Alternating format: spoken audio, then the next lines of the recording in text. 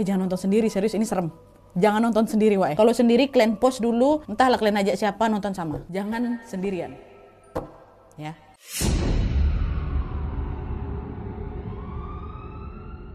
Oke, Wak, jadi kisah yang aku ceritakan malam ini dikirim sama Wawa aku yang kita sebut aja namanya Edo dari NTT. Halo Edo. Nah di sini Wak, Edo ini mau menceritakan sebuah kisah horor yang dialami oleh tetangganya sendiri. Kita sebut aja namanya Bang Ican ya.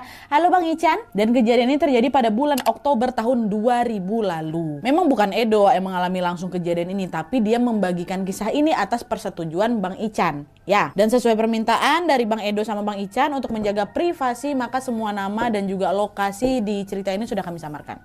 Ya, lanjut. Jadi Wak, ceritanya pada suatu malam Bang Ican ini sedang mengikuti ibadah rutin tahunan yang digelar di kampungnya. FYI, masyarakat tempat Bang Ican tinggal ini mayoritas beragama Katolik, Wak. Dan bagi mereka bulan Oktober ini merupakan bulan spesial di mana mereka menjalankan ibadah Rosario untuk memperingati Santa Maria. Sebagaimana tradisi di kampung itu, setiap malam di bulan Oktober warga ini akan berkunjung dan berdoa bersama dari rumah satu ke rumah yang lainnya secara bergantian selama 1 bulan penuh.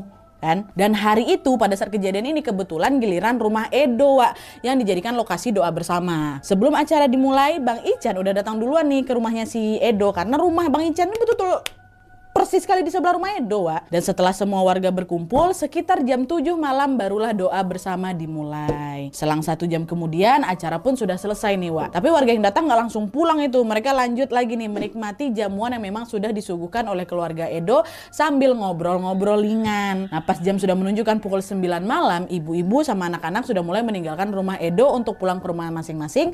Sedangkan bapak-bapak dan beberapa pemuda di sana termasuk Edo dan Bang Ican masih tetap di rumah Edo. Ya biasalah bapak-bapak ya kan, mereka masih lanjut ngobrol-ngobrol lagi hingga waktu menunjukkan pukul 11 malam. Nah, nggak lama kemudian, Wak, dari kejauhan ada sepeda motor lagi melaju kencang tuh ke arah si bapak-bapak yang lagi kumpul depan rumah Edo nih. Wang, wang, wang. Gitu. Mereka refleks langsung nengok ke sana kan. Siapa orang ini kok malam-malam masih ngebut gini, kata mereka. Dan tanpa disangka-sangka motor itu ternyata berhenti tepat di depan rumahnya Bang Ican, sebelah rumahnya si Edo. Bang Ican pun langsung pamit, tamu aku itu mah, kata dia. Udah ditinggalinya lah si Edo nih bentar kan. Dan ternyata tamu itu adalah teman SMA-nya Bang Ican. Kita sebut aja lah nama kawannya ini Reno, Wak, ya. Bang Ican langsung membukakan pintu rumahnya sambil bilang, kau Reno tumben main kesini malam-malam, kenapa? Udah sini-sini masuk, katanya. Dan setelah dipersilakan duduk, Wak, tanpa basa-basi Reno ini langsung bilang, Bang, jadi gini, aku kesini untuk meminta bantuan abang. Bantuan apa, Ren? Bang, tolong nih Bang, abang mau nggak bantu aku nganterin jenazah pulang ke kampung halamannya, Bang? Sebenarnya ini tugas aku sih memang, tapi kebetulan anakku lagi sakit, Bang. Jadi aku harus nemenin istri jagain anak. Loh, jenazah siapa? Kata Bang Ican kan. Jenazah anak laki-laki, Bang. Dari puskesmas tempat aku kerja itu. Dan FYI, Wak, Bang Reno ini memang berprofesi sebagai supir ambulan di sebuah puskesmas kabupaten di sana. Jangan-jangan temannya Bang Alex pula ini kan. But anyway, mendengar permintaan Reno, Bang Ican langsung nolak, Wak, di situ.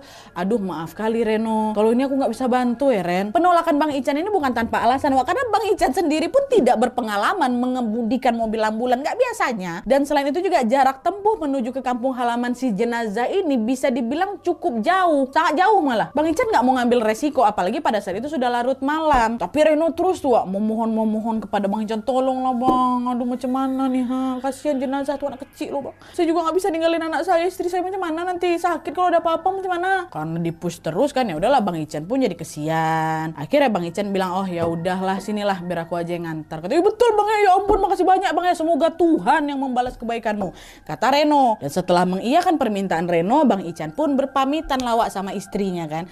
Sebenarnya pada saat itu istrinya Bang Ican ini merasa keberatan ditinggal sama suaminya malam-malam kayak gitu pula. Tapi karena istrinya juga merasa kasihan sama si jenazah ini, akhirnya dia bilang, oh ya udahlah Bang, antarkanlah jenazah anak kecil tuh. Pasti keluarga di kampungnya juga sudah menunggu kedatangannya dia, kata istrinya Bang Ican.